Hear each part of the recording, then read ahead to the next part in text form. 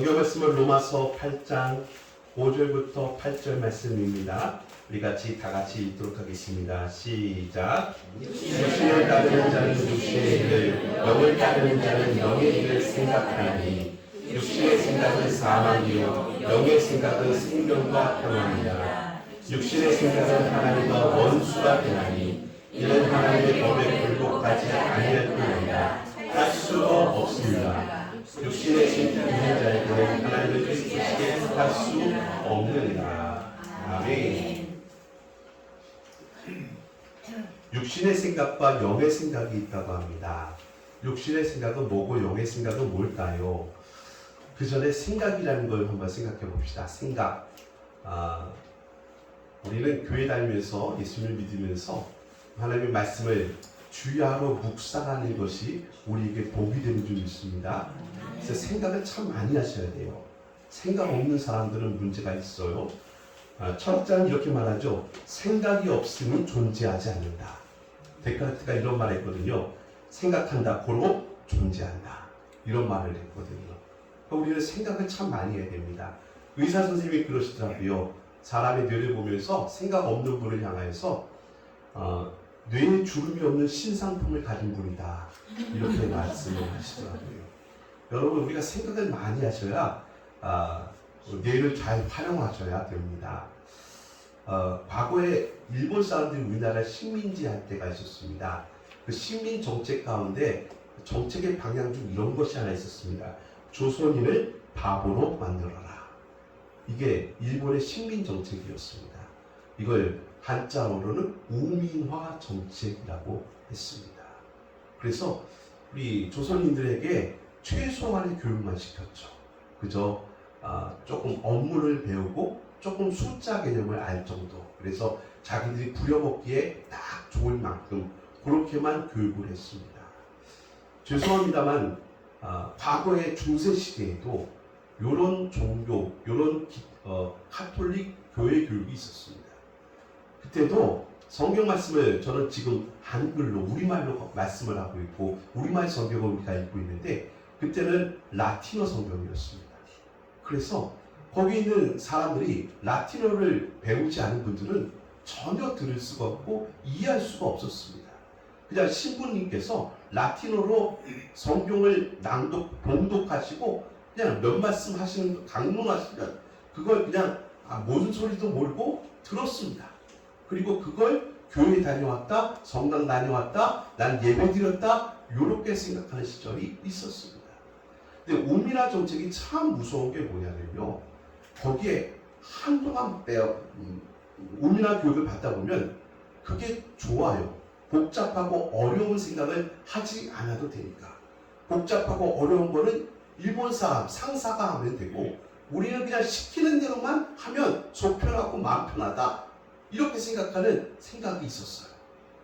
여러분, 미국이라는 사회에서 링컨이 그 노예 독립을 시켰잖아요. 노예 독립. 근데 노예 독립을 해서 그분들을 자유인이 세워주고 그분들도 교육이라는 걸 시켰는데 처음에는 부작용이 많았습니다. 왜냐하면 이제부터 당신들은 자유예요. 이제는 하얀색과 검은색이 따로 있지 않고 차별이 없습니다. 이렇게 얘기하고 다 주인집에서 끌어냈는데 이분들이 한동안 다시 이렇게 얘기했습니다. 노예들이, 흑인들이 우리를 다시 옛날 주인집으로 보내주십시오. 그때가 좋았다는 거예요. 자유인이 되니까 뭐가 필요합니까? 책임이 필요하죠. 자기가 모든 걸 감당해야 되잖아요. 그런데 예전에는 그냥 밭에 가서 목화밭 가서 일만 하면 됐어요. 그러면 주인이 때 되면 밥 먹여주고 작은 집이지만 거기서 잠자고 다 했단 말이에요. 그런데 이제 내가 모든 일을 책임지고 다 감당하려고 하니까 너무 복잡하다는 거죠. 우민화 정책 폐해입니다. 여러분, 오늘 우리가 하나님의 말씀을 듣고 있습니다. 저는 늘 경계하는 게 뭐냐면 우리 성도들이 하나님의 말씀을 가까이 하지 않고 멀리 하는 건요. 이거 잘못하면 여러분 하나님의 말씀에 대해서 잘 모르는 분이 될 수 있습니다.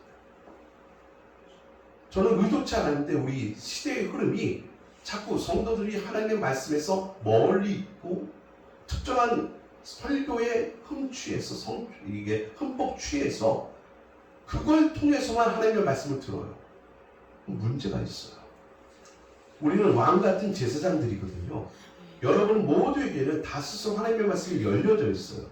저는 여러분에게 가르치는 강도라고 하거든요. 가르치는 사람이 맞지만 가르치는 게 제 모든 역할의 전부는 아니에요. 저는 여러분을 보호하고 기도해드리고 함께 바른 길로 나가게끔 함께 이끌어가는 리더십을 가진 사람이지, 저는 그냥 여러분에게 가르치는 사람만이 아니에요. 쉽게 얘기하자면 저는 학원 강사가 아니에요. 저는 학교의 선생님이에요. 학원 강사는 그냥 과목만 가르치면 돼요. 지식만 전달하면 되는 거잖아요. 그런데 학교 선생님은 그렇지 않아요. 물론 지식도 전달해야 되겠지만 수업도 해야 되겠지만 인격으로 배움을 줘야 돼요. 덕을 세워야 돼요. 사랑으로 보살펴야 돼요. 우리가 그런 역할을 감당해야 되는 거죠. 그런데 오늘 생각이라는 말이 나와서 말씀을 드려요. 육의 생각이 있고 영의 생각이 있대요. 어렵게 생각하면 한없이 어려우지만 저는 이 시간, 짧은 시간이기 때문에 아주 간단하게 귀결하고 보고 싶어요. 육의 생각이 뭐냐? 하나님 없이 생각하는 겁니다. 영의 생각이 뭐냐? 하나님과 함께하는 생각입니다. 예를 들어 볼게요. 예를 들어 보면 요셉이라는 사람은 예를 들면 아주 간단해요. 요셉의 스토리는 아마 여러분 영화 감독을 꿈꾸는 분들이 있다면 이거 굉장히 좋은 스토리인 것 같아요. 그렇죠? 부모님께 또 형제들에게 버림받은데, 그것도 배다른 형제들에게 다 버림받거든요. 노예 생활하죠? 그리고 가서 감옥살이 하는데 억울한 일 당하다가 대반전을 일으켜서 애굽의 총리가 되잖아요. 근데 여기서 한 가지 빠진 게 있어요. 한 가지 재미없는 게 있어요. 뭐냐면 요셉이 형들을 용서해줘요. 세상 영화는 이렇게 하면 망합니다. 어떻게 해야 됩니까? 요셉이 일을 가면서 날마다 복수하리라.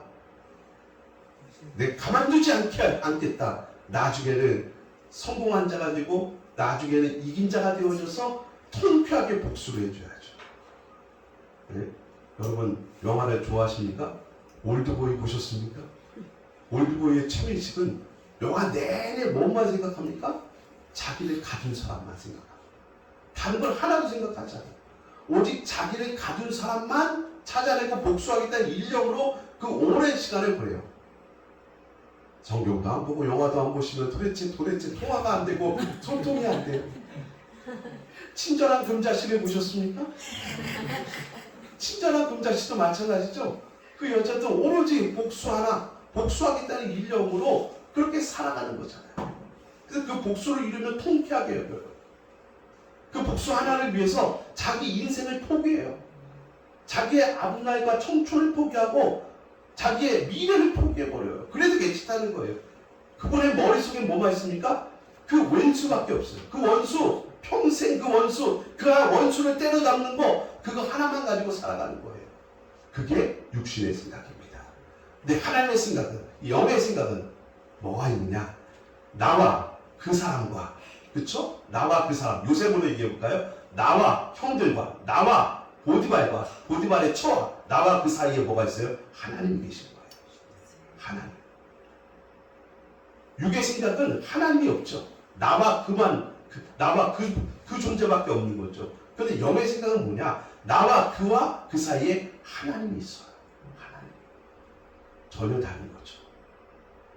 나와 그만 있다면, 나와 그 상대만 있다면 내가 원하는 대로 하면 되는 거예요. 내 인생을 포기하고 내 인생을 전부 버려서라도 내가 욕심하고 욕망하는 그것만 이루면 되는 거예요. 복수만 이루면 되는 거예요. 그런데 나와 그 사이에 하나님이 계십니다.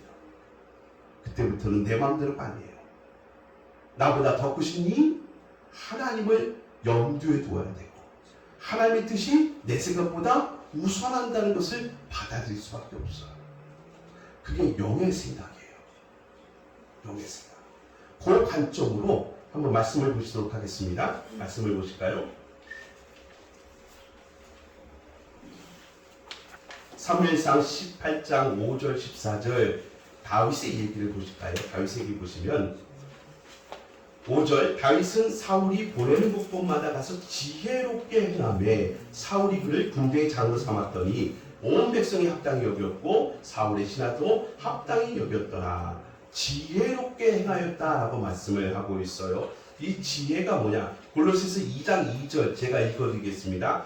이는 그들로 마음의 위안을 받고 사랑 안에서 연합하여 확실한 이해의 모든 풍성함과 하나님의 비밀인 그리스도를 깨닫게 하려 함이니 그 안에는 그리스도 안있죠? 지혜와 지식의 모든 보화가 감추어져 있느니라. 아멘. 성경의 모든 지혜는 예수 그리스도를 말합니다. 예수 그리스도. 그러니까 지금 다윗이 지혜롭게 행하였다라는 것은 그리스도, 예수 그리스도의 뜻으로 예수 그리스도의 마음으로 행하였다는 것입니다. 그걸 뭐라고 표현하면 14절에 보실까요? 14절 다 같이 읽겠습니다. 사무엘상 18장 14절입니다. 시작. 다윗이 그 모든 일을 지혜롭게 행하다 여호와께서 그와 함께 하시니라. 지혜롭게 행한다 하면서 첨부되는 내용이 있네요. 여호와가 그와 함께 계시니라. 요셉의 이야기, 요셉도 형통한 자였거든요. 근데 그 형통한 자를 말하는 창세기 39장 2절 보시면 여호와께서 요셉과 함께 하심으로 그가 형통한 자가 되어 그의 주인 애굽의 집에 있으니 그의 주인이 여호와께서 그와 함께 하심을 보며 또 여호와께서 그의 범사에 형통하게 하심을 보았더라. 지혜 있게 된 사람과 형통하게 된 사람의 특징이 뭐예요? 여호와께서 그와 함께 하심으로. 제가 서두에 말씀드렸던 것처럼 육의 일은 나와 그와의 관계만 생각하는 거죠. 나와 그거, 나와 그분, 그 관계만 생각하는 거죠. 그런데 영의 일은 뭐냐? 제가 아주 쉽게 설명하는 거예요. 나와 그분 똑같죠. 나와 그것인데 그 안에 하나님이 들어가요. 하나님이 함께 하시는 거예요. 삼각관계를 이루는 거예요. 우리 예수 믿는 분들은 항상 하나님을 마음의 염두에 두셔야 돼요. 하나님을 생각하셔야 돼요. 우리의 언행 심사의 모든 부분마다 세상 사람들은 다 자기 마음대로 하죠. 모든 일에 모든 사람과의 대화 속에서 관계 속에서 내가 원하는 대로 리더하고 주도해 가는 것이 그게 성공하고 승리하는 일이라고 생각합니다. 그런데 우리 예수 믿는 분들은 하나님이 함께 하셔요. 하나님이 함께 하신 것이 지혜롭고 형통한 삶이고 그게 영의 일이라고 믿어요. 그래서 하나님과 삼각관계를 가지고 나와 그와 하나님과의 관계성을 항상 생각해요. 첫 번째 사람 아담과 하와가 하나님과 함께하는 사람이었습니다. 에덴에서, 에덴 동산에서. 그래서 처음 사람 아담은 죄가 없었습니다. 죄가 없는 존재로 하나님 창조하셨거든요. 그런데 그 죄가 없는 존재에게 죄가 들어갔습니다. 그걸 우리가 성경적으로 말씀드리면 하나님과 관계가 끊어진 것, 하나님과 관계가 끊어지니까 영적으로 죽은 것을 말합니다. 정령 죽으리라는 상태가 됐죠. 그때 유혹하는 자가 뱀으로 등장해서 이 여자를 유혹하는 장면을 보도록 하겠습니다. 우리 창세기 3장 1절 말씀인데요. 그런데 뱀은 여호와 하나님 지으신 모든 들짐승 중에 가장 간교하니라. 뱀이 여자에게 물어 이르되 하나님이 참으로 너에게 동산 모든 나무의 열매를 먹지 말라 하시더냐 라고 말하고 있습니다. 하나님이 지으신 들짐승 중에 가장 간교하다. 이 간교라는 말을 원어로 보면요, 우리말로 간교는 간신배, 조금 나쁜 부정적 의미가 있는데 원어는 지혜롭다고 써 있어요. 뱀은 가장 지혜롭다 이렇게 써 있어요. 그걸 우리가 의역해서 간교하다라고 의역한 거예요. 그러니까 뱀은 가장 지혜로웠어요. 아니 그러니까 여자가 이 뱀과 지금 얘와 얘기를 하고 있는데 지금 첫 번째 만남이겠어요? 과거에서도 쭉 대화를 하고 있었겠어요? 쭉 대화를 하고 있었겠죠. 그러니까 뱀이 하는 말을 오늘 쑥 받아들인 거 아니겠습니까? 그러니까 여자는 과거에도 뱀을 어떻게 생각했느냐? 멘토로 생각했던 거예요. 지혜로운 사람. 여러분도 인생 가운데 문제가 있으면 상담하는 분 있잖아요. 내가 생각할 때 저분은 참 지혜롭다 생각하면 그분을 멘토 삼고 지혜로운 사람 삼아서 상담하시잖아요. 여자도 마찬가지였어요. 여자도 자기가 볼 때 이 에덴에서 제일 지혜롭고 똑똑한 사람이 누굽니까? 뱀이요. 뱀이라는 존재겠죠. 그래서 뱀과 늘 같이 사귐이 있었어요. 늘 좋은 말을 해주고 덕스러운 말을 해줬겠죠. 그리고 이날도 뱀과 여자가 대화를 하는 일에 서스럼이 없습니다. 첫 번째 만남 같으면 우리 이렇게 얘기하잖아요. 아이고 커피 좀 드시겠습니까? 날씨가 되게 좋네요.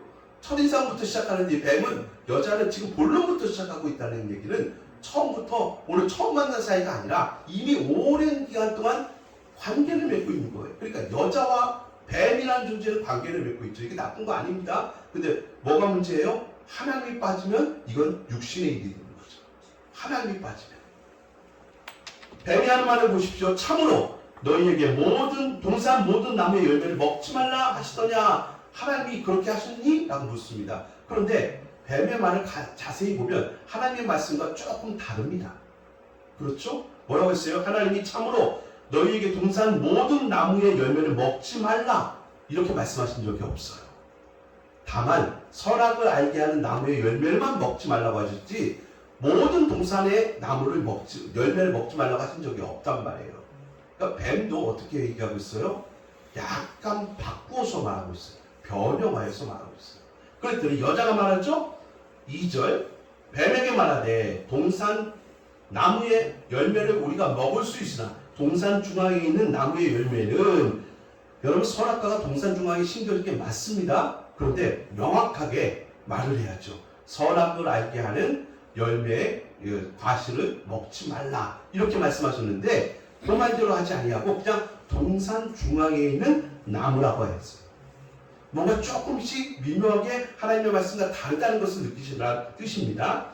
너희는 먹지도 말고 만지지도 말라 너희가 죽을까 하노라 하셨느니라. 하나님의 말씀은 뭐예요? 반드시 죽으리라 합니다. 반드시 죽으리라 했는데 여기서 두 가지를 잘못 얘기하죠. 하나는 뭐예요? 천과 하나님의 말씀에 덧붙이는 행위 그리고 하나님의 말씀을 변개하는 행위랍니다. 먹지도 말고 여기는 맞아요. 그런데 만지지도 말라는 천과입니다. 그리고 죽을까 하노라. 여러분 반드시 죽는다고 하나님 말씀하셨는데 여자는 죽을 수도 있고 아니할 수도 있죠. 이런 개연성을 주어요. 그때 4절 뱀이 여자에게 이르되 너희가 결코 죽지 아니하리라. 하나님의 말씀에 대해서 정반대의 이야기를 합니다. 결코 죽지 아니하리라. 너희가 그것을 먹는 날에는 너희 눈이 밝아져 하나님과 같이 되어 선악을 알 줄 하나님이 아시니라. 뱀이 여자를 유혹할 때의 장면입니다. 여자를 유혹할 때 뱀과 여자의 대화 속에서 뱀의 노리는 수가 뭐였는 줄 아십니까? 여자와 하나님의 거리를 자꾸 버리고 있습니다. 멀리 넓히고 있습니다. 그 이전에 죄가 없는 아담과 하와는 하나님과 친밀한 관계였습니다. 그런데 뱀의 말을 가만히 듣고 있다 보면 자꾸 하나님과 아담과 하와의 거리를 버리고 있는 걸 볼 수가 있습니다. 거리가 문제인 거죠. 하나님은 사랑과 좋으신 하나님이 아니라 무정한 하나님처럼 느끼게 하고 부정적 의미를 자꾸 주어서 멀리하게 하는 것을 보게 됩니다. 유혹이 뭐라고요? 멀리하게 하는 것입니다. 그 다음에 뭐예요? 여자가 자기 생각을 하게 되죠. 자기 생각을 하게 되는 거예요. 그러니까 하나님과 삼각교의 관계 속에서 하나님과 뱀과 여자의 관계를 본 게 아니라 뱀은 여자에게, 여자는 뱀에게 이제 이렇게 관계만 되어지니까 여자가 하나님의 말씀을 잊어버리고 지워버리고 자기 생각으로 말하기 시작합니다. 넘어지기 시작하는 것입니다.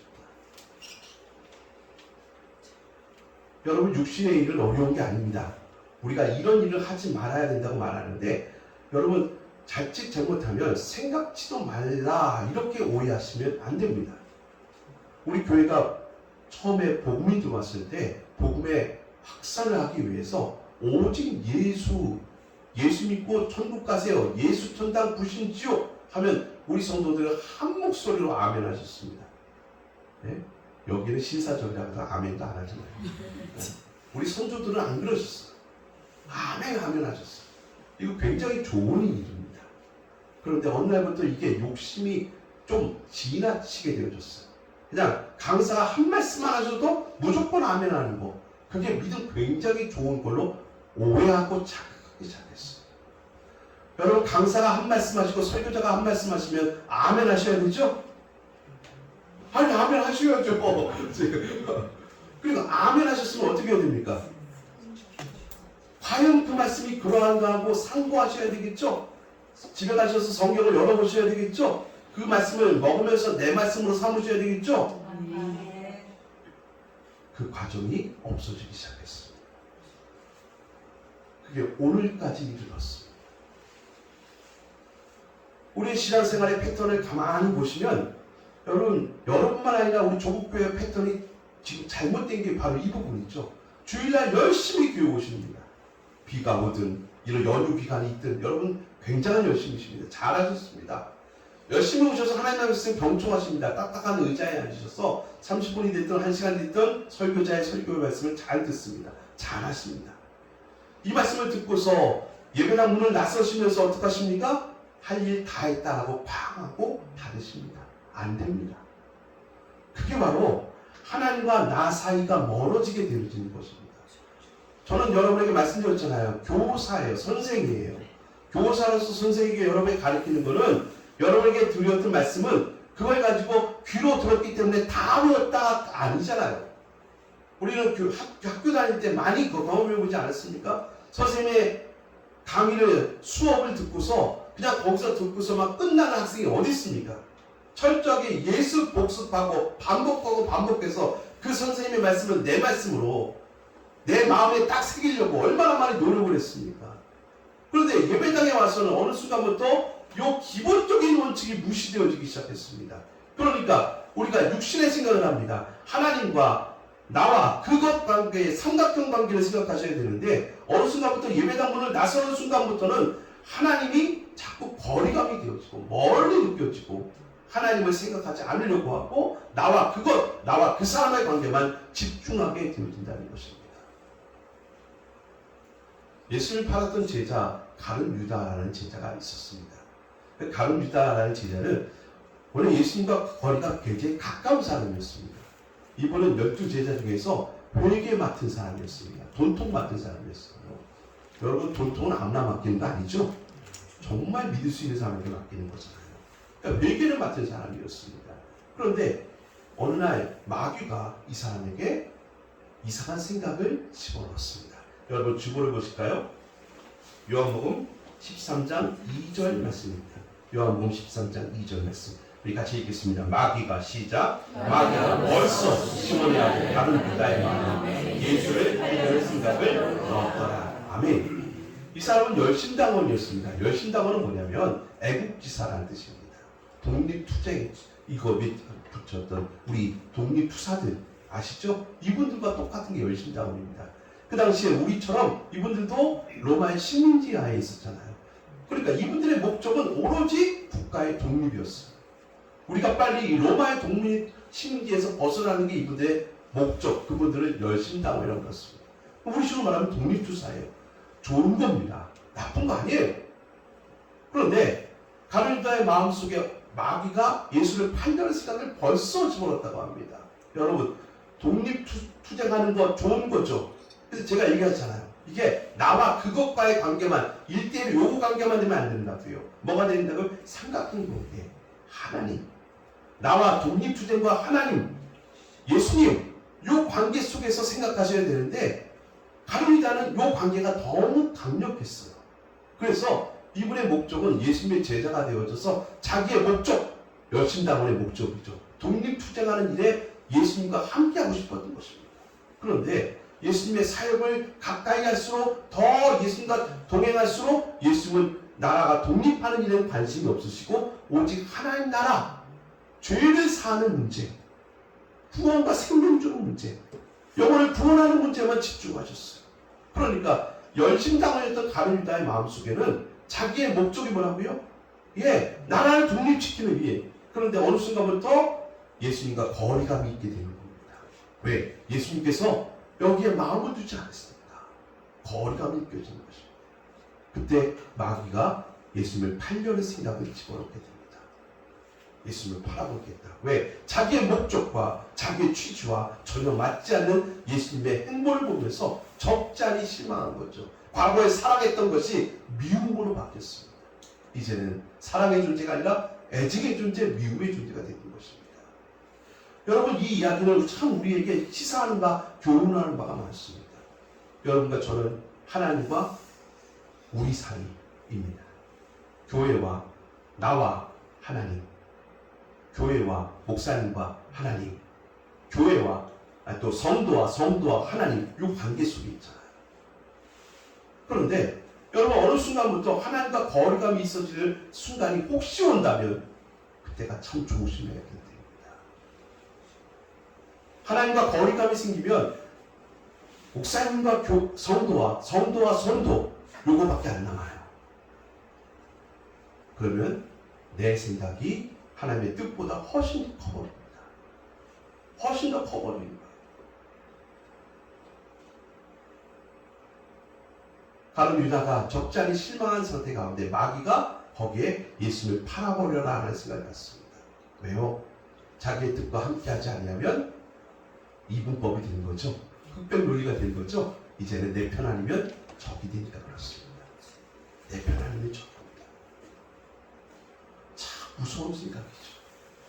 이게 우리 현실 속에서 너무나 많이 벌어지는 것입니다.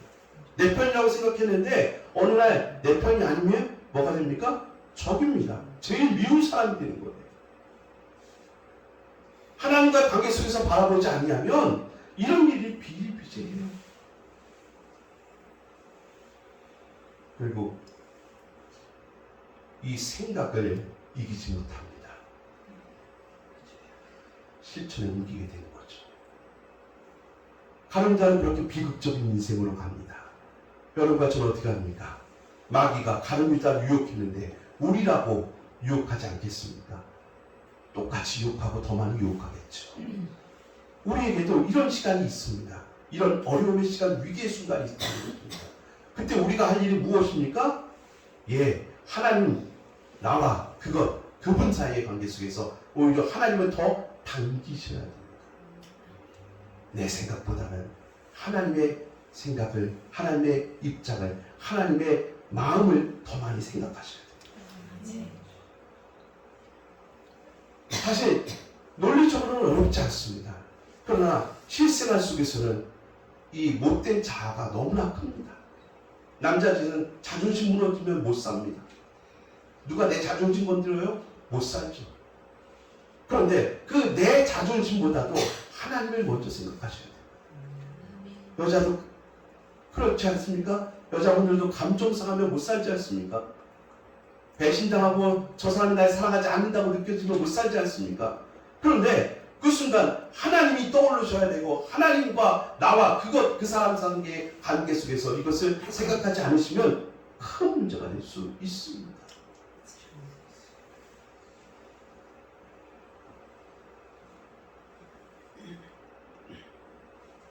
우리 부모님께서 우리 촌정도 분들이신데 이렇게 다투실 때마다 이런 말씀들을 많이 하세요.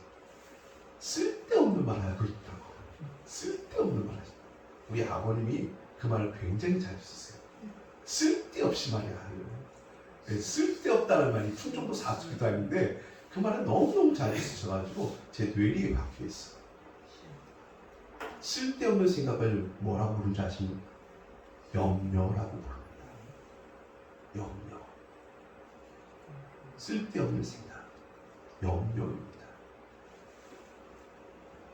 하나님이 저만치 멀리 가 계시면 그 순간부터 우리는 그 상대방을 기쁘게 하거나 아니면 내 감정과 내 자존심을 챙기기 위해서 수없이 많은 쓸데없는 생각을 합니다. 염려를 합니다. 여러분 하루 24시간 매우 바쁘게 사시지만 사실상 이 염려라는 것이 우리의 엄청난 시간과 에너지를 뺏어간다는 것을 여러분 스스로 체험하시고 아실 것입니다. 성경은 그래서 우리에게 이런 지혜로운 말씀을 주십니다. 빌립보서 4장 6절 7절 말씀이신데요. 같이 읽겠습니다. 시작. 아무것도 염려하지 말고 다만 모든 일에 기도와 간구로 너희 구할 것을 감사함으로 하나님께 아뢰라. 왜냐하면 모든 지각에 지원한 하나님의 평강이 예수 안에서 너희 마음과 생각을 지키시리라. 아멘. 쓸데없는 생각에 함몰하지 마시고 거기서 허우적거리지 마시고 아무것도 염려하지 말고 모든 일에 기도와 간구로 모든 일에 기도와 간구로 가셨으니까 여러분 쓸데없는 생각이 자꾸 자기를 파고드십니까? 그때마다 우리는 그 생각에 빠지지 마시고 그때 기도와 간구로 이겨내시기 바라겠습니다. 쓸데없는 생각은 하나님과 나 사이의 거리를 멀게 합니다. 자꾸 멀어지게 하고 기억나지 않게 합니다. 그 쓸데없는 생각은 오히려 내 마음과 생각을 무너뜨리시고 육체까지도 무너뜨려서 스트레스 받게 합니다. 그 쓸데없는 생각을 어떻게 끊어냅니까? 생각나는 걸 도대체 어떻게 합니까? 생각납니다. 저도 생각을 제어할 수는 없습니다. 하지만 성경 우리에게 이렇게 지혜롭게 답을 주십니다. 모든 일에 기도와 간구로 하나님께 아뢰고 엎드려라. 그러면 모든 지각에 뛰어난 하나님의 평강이 우리 마음과 생각을 지키시리라. 하나님이 지켜주신다고 말씀하십니다. 생각은 내가 지키는 게 아니에요. 여러분, 내가 생각하고 싶은 걸 생각할 수 있어요? 그렇지 않잖아요. 그 마음과 생각은 하나님이 지켜주셔야 될 줄 믿습니다. 우리가 할 일은 기도와 간구하십시오. 하나님, 자꾸 그것이 커 보이고 자꾸 그 삶이 커 보이고 자꾸 내 감정과 내 자존심만 커 보이고 그것만 보입니다. 그 순간 하나님은 멀리 있다는 뜻입니다. 우리가 하나님으로부터 많이 간격이 벌어져 있다는 것입니다. 그 순간 우리에게 하나님의 말씀이 들려지고 분명히 귀에 외쳐져야 될 줄 믿습니다. 모든 일에 아무것도 염려하지 말고 모든 일에 기도와 간구로 하나님께 아뢰라. 걱정과 염려 대신에 기도로 나아갑시다. 저도 이번 한 주간 동안 참 개인적인 일이지만 어려움의 일이 있었습니다. 답답하니까 기도도 안 되더라고요. 근데 제가 여러분에게 정말 자랑할 게 하나 있습니다. 저는 목사입니다. 목사는 의무적으로 기도합니다. 기분 나쁘다고 새벽 예배 안 나오는 게 아닙니다. 이게 장점이에요. 네. 여러분들 제가 폄하하는 거 아니라 여러분 기분 나쁘면 안 나오실 수 있잖아요. 근데 목사는 기분 나쁘다고 안 나오면 안 돼요. 나와야잖아요. 이게 제 장점이에요. 그러니까 저는 제 마음대로 못해요. 예배 시간만큼. 어쨌든 엎드려야 되고 엎드리면 감사하게도 성령께서 이 고장난 제 마음과 생각을 고쳐주세요. 위로해 주시고. 이게 분명히 여러분에게 드릴 수 있는 제 체험적 간증이에요. 여러분 자기 마음대로 하지 마세요. 내 마음대로 기분 나쁘다고 여러분 내 뜻대로 하는 거 하나님과 자꾸 거리감이 생기는 거 아닙니까? 이 시간 여러분 이 자리에 온 거는요 다른 이유 하나도 없어요. 하나님과 거리감을 좁히고자 온 거예요. 월요일부터 토요일까지 자꾸 세상과 가까이 하다 보니까 하나님과 거리감이 멀어졌거든요. 예배당에 오셔서 당기는 거예요. 공무주의에 탄성이 무너지면 안 되잖아요. 여기서 다시 탄성을 살려서 하나님께 더 가까이 가고 더 가까이 가면 안 되겠습니다. 왕도가 없습니다. 우리는 염려 가운데 걱정 가운데 무너지지 마시고 육신의 생각 어려운 일이 아닙니다. 어려운 말이 아닙니다. 하나님 빼고 생각하는 겁니다. 하나님 빼고 생각하는 것 세상 사람들이 그렇게 잘하고 있습니다. 우리 성도들은요 자칫 잘못하면 하나님 빼고 생각할 수 있습니다. 그때마다 아무것도 염려하지 말고 모든 일에 기도와 간구로 하나님께 아뢰고 엎드리면 모든 지각에 뛰어난 하나님의 평강이 우리 마음과 생각을 지키실 줄 믿습니다.